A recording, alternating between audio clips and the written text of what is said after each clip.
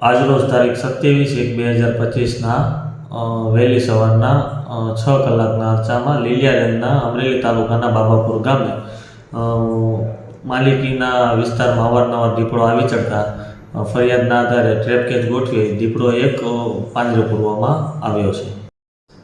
લીલિયારેન્જમાં ગોવિંદભાઈ પૂંજાપદર ગામે ગોવિંદભાઈ રાતડિયાના જે ઘેટા બકરાનું જે મારણ દીપડા દ્વારા કરવામાં આવેલ હતું, જેઓ 20 ઘેટા બકરાનું દિન 3માં વળતર સ્વરૂપે 1 લાખનો